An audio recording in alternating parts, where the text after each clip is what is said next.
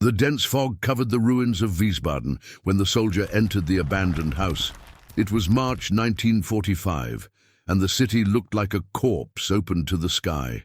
Walls split in half, staircases ending in emptiness, doors torn from their frames.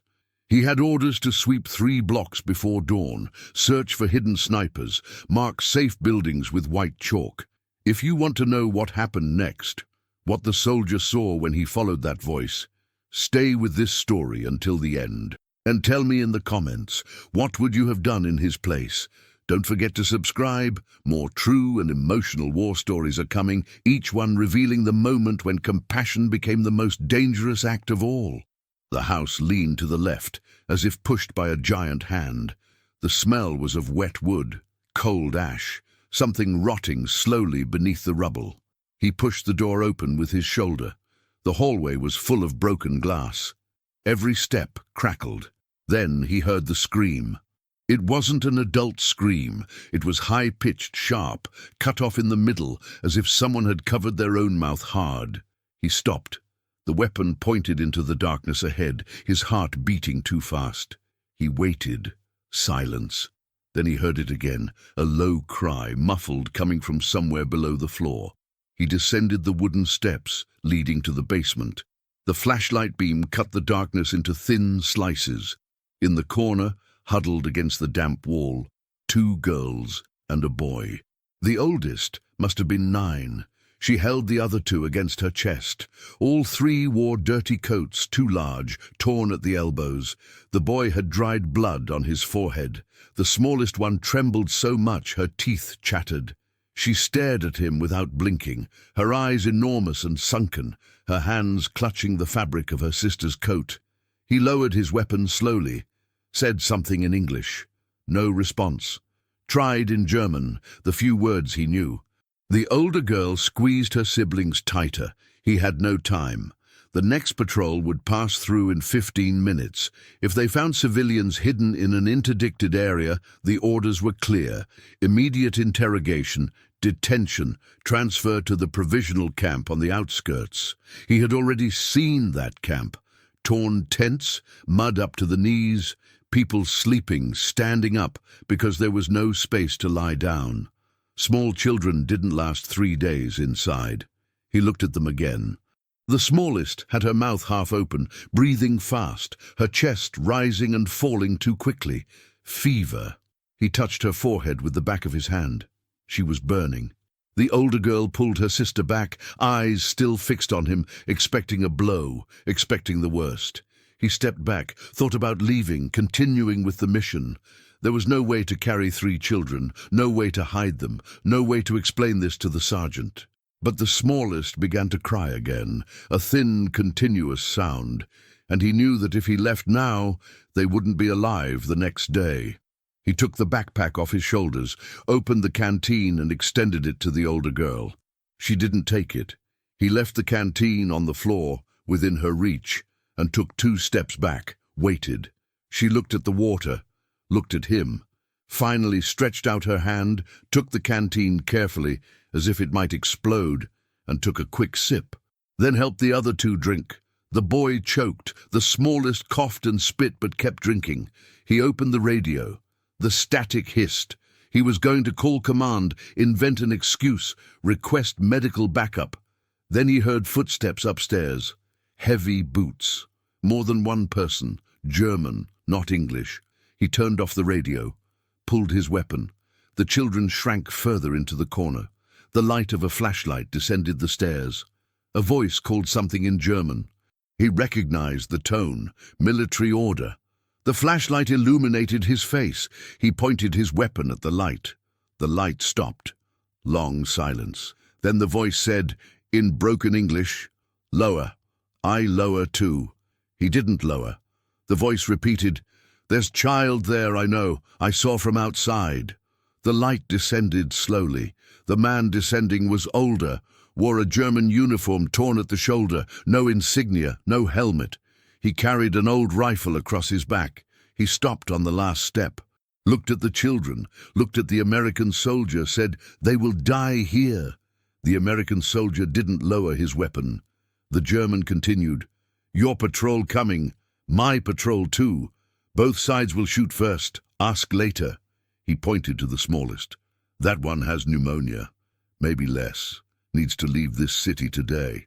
The American soldier asked, "Why do you care?" The German looked at him for a long time, then said, "I had daughter. Same age." He said nothing more. He didn't need to. They carried the children together. The German took the boy and the smallest. The American soldier carried the oldest on his back. She didn't want to release the wall, but he pulled gently, and she finally let go. Climbing the stairs was slow. The German went ahead, checking the corridor, waving when it was safe. They exited through the back door. The street was empty, but not for long. Vehicle lights cut through the fog 3 blocks ahead. The German pointed to a half-destroyed building across the way. "There's basement there with exit to park. From there you can reach front line without being seen." The soldier asked, "And you?" The German was already turning away. Said only, "Doesn't matter." He crossed the street running, the children weighing more with each step. Entered the indicated building. Found the basement. Found the exit. The park was full of craters and fallen trees, but passable. The older girl squeezed his neck hard. He felt her hot breath on his nape. The smallest had fainted in the German's arms before he disappeared. The boy cried softly, a continuous tired sound. He didn't know where he was going, didn't know if there was a safe place, knew only that he couldn't return to his own platoon, carrying 3 German children. Knew he would be accused of desertion, perhaps treason, perhaps executed by summary court-martial. Knew that everything he had done in the last 20 minutes broke every rule he swore to follow. When he reached the edge of the park, the sky was beginning to lighten, dirty grey, without sun, just less dark. He found a stone house still standing, with an intact basement, descended with them, took off his coat and covered the smallest. The older girl finally released him and sat on the cold stone floor, pulling her siblings close. He sat too. His back ached. His hands trembled.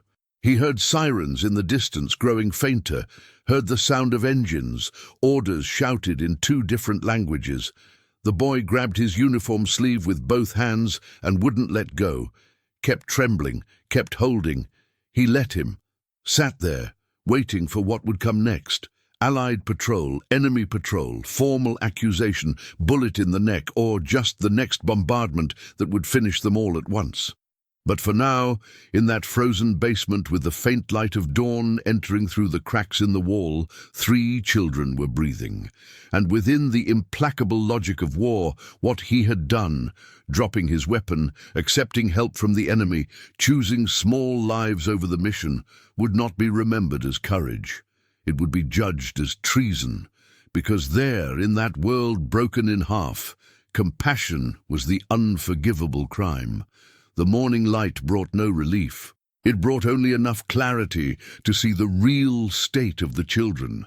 The smallest still trembled beneath his coat, her lips purple, her breathing shallow and labored. The boy had a deep cut above his eyebrow that had stopped bleeding, but the skin around it was swollen and hot to the touch. The oldest remained awake, her eyes red and dry, watching his every movement like a cornered animal that had learned trust was fatal. He had no medical supplies beyond the basic kit in his pack. Sulfanilamide powder for wounds, a few bandages already stained from previous use, morphine syrettes he was saving for himself if things went badly. He cleaned the boy's cut with water from his canteen, pressed the powder into the wound, while the child bit his own hand to keep from screaming. The oldest girl held her brother still, whispering something in his ear, the same words repeated like a prayer or a promise. When he finished bandaging the wound, the boy's whole body went slack, exhausted from the effort of staying quiet. The smallest one worried him most. Her fever hadn't broken. Her skin felt like paper stretched over fire. He lifted her gently, felt how light she was, how little remained between breathing and not breathing. The oldest girl moved instantly, positioning herself between him and her sister, that same terrible vigilance in her eyes. He held up both hands, showing empty palms. Said in his broken German, "Medicine, need medicine." She didn't move. He tried again. "Hospital doctor." At that word, something shifted in her face. Not trust, but recognition. She pointed upward toward the street, then shook her head violently. He understood. The hospitals that still stood were military zones now.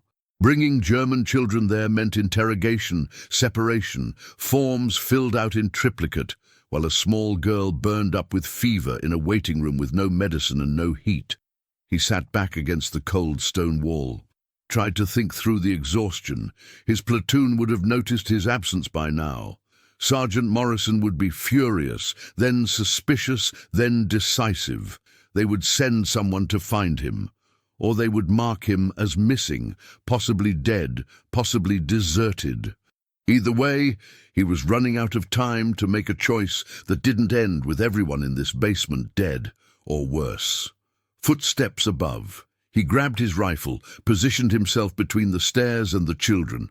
The oldest girl pulled her siblings into the darkest corner, covering the smallest one's mouth before she could make a sound. The footsteps were careful, measured, trying for quiet. Not a patrol. Someone alone. The cellar door creaked open. A woman's voice, barely above a whisper. "American! You still here?" He recognized the accent. Local German, but with formal English underneath. He didn't answer. The voice tried again. "The old soldier sent me, the one who helped you." Still he waited. Then, "I'm a nurse. I have medicine." She descended slowly, hands visible, carrying a canvas bag stained with old blood.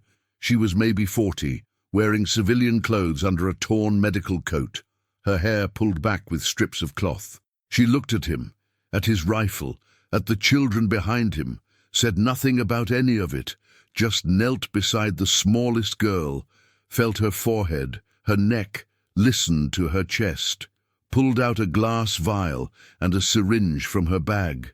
The oldest girl made a sound, almost a growl. The nurse stopped, turned to her, spoke in rapid German, soft but firm, showed her the vial, let her see the label. The girl looked at her brother, looked back at the nurse, finally, slowly, moved aside. The injection was quick. The smallest one barely reacted, too far gone in fever to fight. The nurse wrapped her in a wool blanket from her bag, cleaner than anything else in that basement. Then she turned to the boy, examined his wound, nodded at the American's bandaging, but redid it anyway with proper gauze and tape. She worked without speaking, her movements practiced and efficient. When she finished, she sat back on her heels and looked at him directly. "You cannot stay here." "They are searching house to house, both sides." He asked, "Where can we go?" She shook her head. "Not we, just them. You must go back to your unit. Tell them you were trapped under rubble, knocked unconscious. Whatever lie keeps you alive." He stared at her. "And the children?" She stood, brushed dust from her knees. "There is a convent, 4 kilometers east, near the old rail station. What's left of it? The sisters are still taking in orphans. German, American, doesn't matter to them anymore.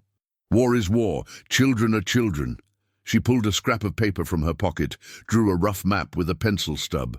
"The oldest can read this. She can get them there if she has time." She looked at the smallest girl, her expression hardening. "If this one lives long enough to walk." He took the map, asked the question he already knew the answer to. "Why are you helping?" The nurse picked up her bag, checked that nothing had spilled.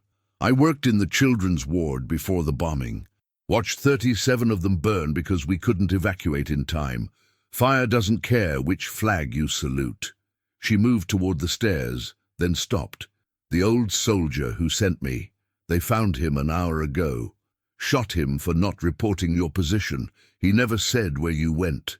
After she left, the silence in the basement felt heavier. The oldest girl watched him with those same unblinking eyes. He handed her the map. She took it, studied it, folded it carefully and tucked it inside her coat. He checked his watch. 06:40 hours. He'd been absent from his unit for almost 3 hours. Every minute longer made his story less believable.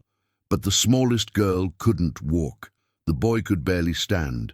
The oldest could probably make it, dragging them behind her, but not 4 kilometers through a city crawling with soldiers from 2 armies, both trigger-happy, both exhausted, both done with mercy. He made a decision he couldn't unmake, took off his uniform jacket, turned it inside out so the olive drab showed instead of the insignia, rolled up his sleeves, picked up the smallest girl as gently as he could, told the oldest, "We walk together, to the convent. Then I go back." She didn't argue, just took her brother's hand and stood. They climbed out of the basement into a morning that smelled of cordite and wet ash. The street was empty but wouldn't be for long. He could hear engines in the distance, the metallic sound of tank treads on broken pavement. They moved quickly, staying close to walls, ducking into doorways when they heard voices. The smallest girl burned against his chest, her head rolling against his shoulder. The boy limped badly but didn't complain. The oldest girl led them, checking the map every block, choosing turns with a certainty that broke his heart. She was 9 years old and navigating a war zone like a trained scout because she'd had to learn or die. They passed other survivors, an old man sitting on rubble staring at nothing, a woman digging through the remains of what had been a shop, looking for food or keepsakes or reasons to keep going. No one stopped them. No one asked questions. Everyone had learned that survival meant minding your own grief and letting others carry theirs in peace. But twice they had to hide. Once from an American jeep rolling slowly down a cross street, soldiers scanning windows with rifles ready. Once from a group of German stragglers, young boys in uniforms too big for them, carrying weapons they barely knew how to hold. Eyes hollow with the knowledge that the war was lost, but not yet over. By the time they reached the convent, the sun had burned through the fog.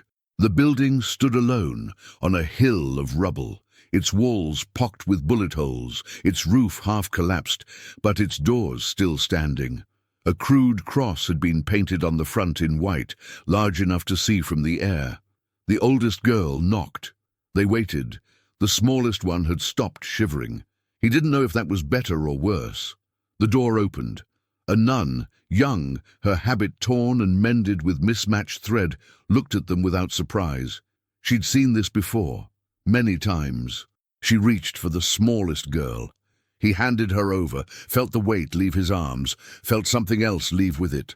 The nun spoke to the oldest girl in German, gentle questions.